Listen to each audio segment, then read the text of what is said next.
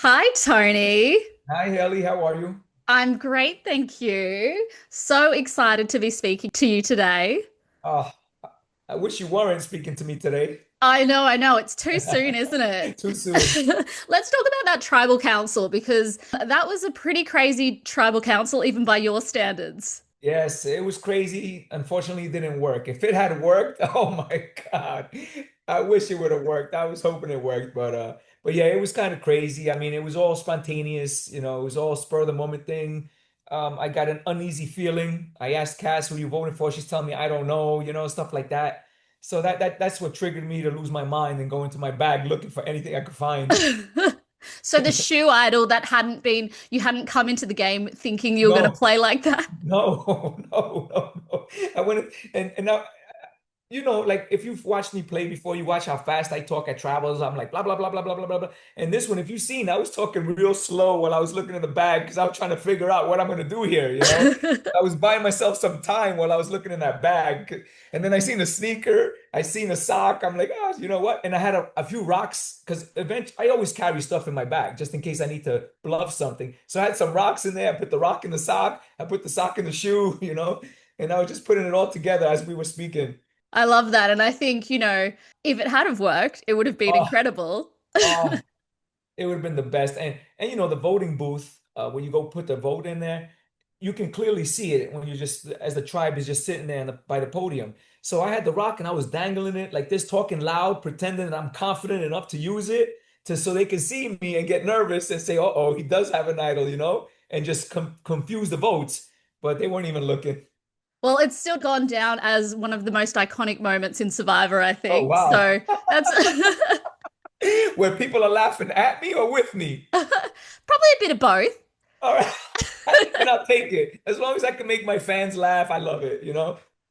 So, what do you think would have happened at that tribal if you hadn't have gone in on Parvati like that? Well, it wasn't even just going in on poverty. It was that the four girls, they made it clear to Tommy and I that we're in the outs. They were doing everything together. Tommy and I didn't have a chance. They were just telling us, "Hey, Tommy, Tony, make a fire. We're cold. Hey, Tommy, Tony, go get some water. We're gonna cook rice. Hey, Tommy, Tony, go get some sticks. Go get some coconuts."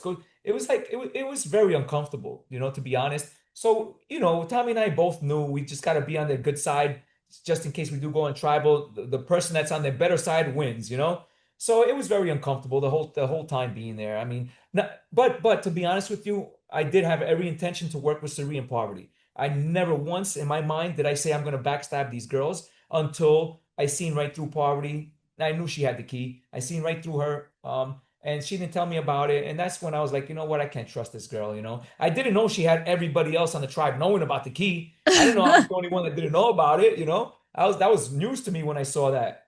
Yeah, well, your instincts were 100% correct on that. But watching it back, I mean, were you surprised that, Parvati was actually on your side and going into that tribal? I mean, potentially she was Yeah, with you. yeah, but it didn't matter whether she was with me or not. She had the immunity necklace, so there was nothing I can do to her. So all that I did there was to try to break the two girls up, which Sari and Parvati. So the only way I could do that is for them to get rid of Sari.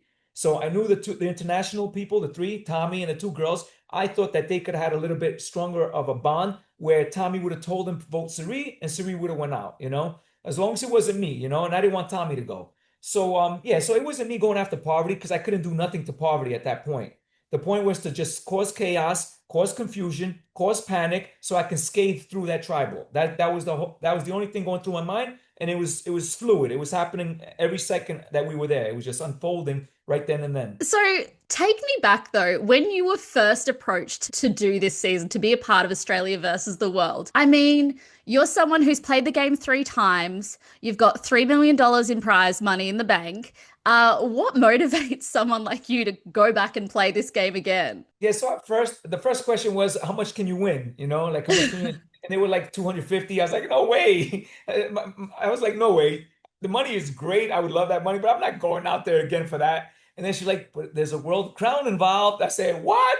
I said, now you got my attention. What do you mean world crown? and they were like, well, this is going to be an epic world, international world versus the US, versus the Aussies, and you get a world crown, the title of Soul Survivor. And that's when I was like all ears. I was like, tell me more about this, you know? And that was what it was really all about. I wanted to win my third time. I wanted to win the world crown, you know, on the global stage, international. That's huge, you know? Yeah. Did you do any kind of preparation? What sort of preparation did you do for this game? So honestly, I try to keep everything the same way that I've been doing Survivors, and I go in there with a blank canvas. I don't go in there with any preconceived notions of any player. I go there, I meet the player, and I play the player. You know, I don't care what you did on your previous seasons. I don't care what you're known for. I don't care none of that. I'm gonna play you as I'm talking to you. I'm gonna see right through you, you know? It's either I'm gonna work with you or I'm not. It's that simple. So I don't want to go in there and seeing someone like King George that lies to everybody all the time and then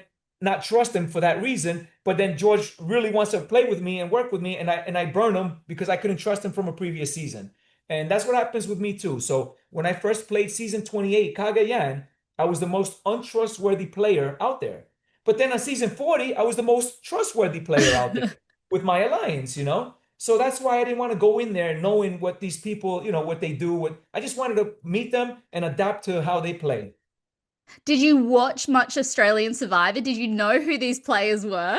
No, I just saw little tidbits of like George and his tribals. He's funny. I love him. I seen Luke with his spy shacks and stuff, which is similar to how I play, you know. And I was, you know, I just watched it and I was laughing about it, but I didn't dissect it. I didn't go into it and do all the research and do an analysis on these players. I just watched it and I was like, oh, these guys are cool, you know, they're funny. But that's to the extent of it, though. I didn't really watch seasons. Yeah, I mean, Luke was inspired by your Spy Shack all the way Oh back in yeah, 2017 when he first played. So, he wow, modeled his Spy Shack off, seeing clips of you on YouTube. So, wow. Yeah, so did you know that's yeah. that? Yeah. Well, I seen Luke building spy shacks, but I didn't know it was inspired by me from Cagayan. But that's great though. I love it, you know. And I was hoping to play with Luke, you know. I was like, oh, if we merge, we're gonna build something, you know, on the trees or under the ground, something. Yeah, I mean, you just missed out on Merge. What Yeah. was your long-term plan for the game? Well, I mean, again, it's my long-term plan was to stay with Suri and Poverty. I was praying that us three could really stay strong and be the last three standing. You know, I really wanted that. USA strong, the Aussies challenged the America. The USA came in, we whipped them, and we're the last three standing. And I didn't care who won at that point, to be honest. I just wanted us three to make it to the end. You know, and again, your plans go out the window the second you hit the beach. Yeah, and is there anything, looking back, is there anything you could have done differently?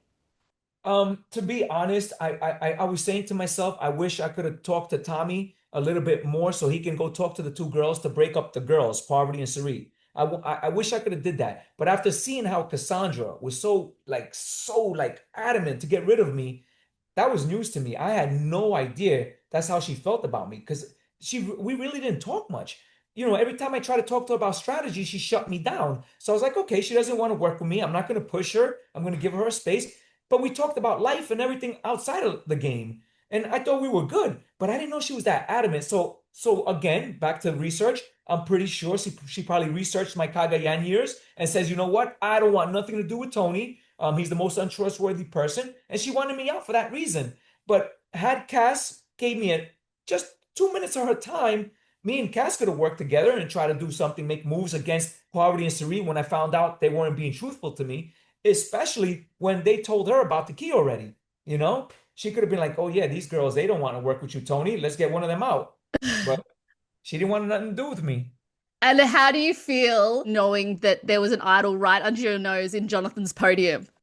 Oh yeah, that hurt because I was close. I went up there real close with my fake shoe shenanigans, you know, and I was like, oh, but if it was like orange or if it had like a big orange red mark on it, maybe I would have saw it, but that was pretty camouflaged.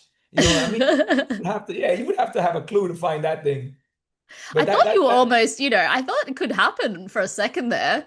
oh man, watching it, I was like, dang it, you know, I wish I would have dropped my shoe by accident and the shoe hit the idol.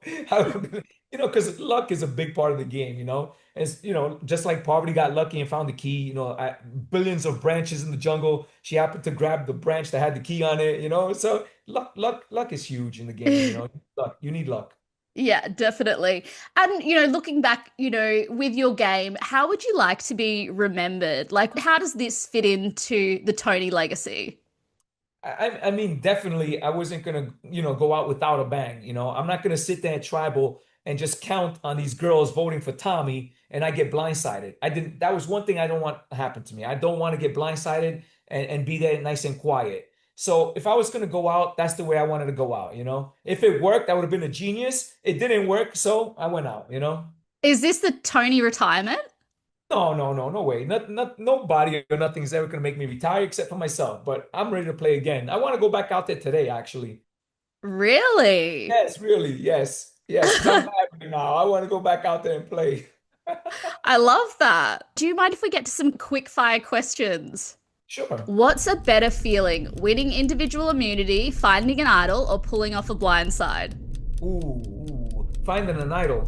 Player with the most annoying habit in camp this season, and what was it? Parvati, hackling when she has the power. When she found that key, she was hackling all through the tribe. Oh, I can't stand that laugh when she has power. When she don't have power, she's like a little mouse. But when she has some power, when she has an advantage, hackling all. She does it in every season. Go watch her seasons. You'll see her hackling when she's in the power position. What do you mean hackling? Like that. That's all she does. The whole time. Would you rather win a reward and lose your dignity, or lose reward and look good doing it? No. I want the reward. I don't care about dignity. I'm out there in the jungle. No shower, no brushing teeth. I don't care about dignity. Give me that reward. Which player from the Aussie tribe do you wish you could have worked with? I wish I was there with David, with the guys, because I know I've heard of David. I've seen him on Deal Island. I've heard of George. I've seen his tribals on, like little YouTube things, and I've seen Luke. So I would love to work with those three guys. They would have been great. The girls, I don't know too much. I didn't see nothing on them. I would just watch the guys, so I knew the guys. Which player from the Aussie tribe would you never have worked with? I wanted to work with all of them, until I met them. Once I met them, I would have answered that question differently. But for now, I wouldn't mind working with any of them. Who were you most starstruck by on this season? Jonathan. Awesome dude. Love him, man. Beautiful guy. If you could be on any reality show, what would you be on? Big Brother, you've already done The Traitors, MasterChef, The Amazing Race, or I'm a Celebrity, Get Me Out of Here? I'm a Celebrity, Get Me Out of Here. I'm not doing Amazing Race because I hate flying. I'm not doing Big Brother because I'm not staying in a house with people for 100 days. In a house? In the jungle? Yeah, I could get away from people if I don't want to talk to them. In the house, you're trapped. So I would do the Master Chef. I can't even boil an egg. So I would have to do the Celebrity, Get Me Out of Here. Love that. And finally, if someone were to write a history book on Survivor in 100 years' time, what would the headline be to the Tony chapter? It would be Tony's Rock in a Sock failed big time. Well, thank you so much, Tony. It's been so fun to chat to you. I'm a big Survivor fan. I've been watching you for a long time, so it's so great to be able to chat to you. Thank you so much, Hayley. Thank you very much. Bye-bye.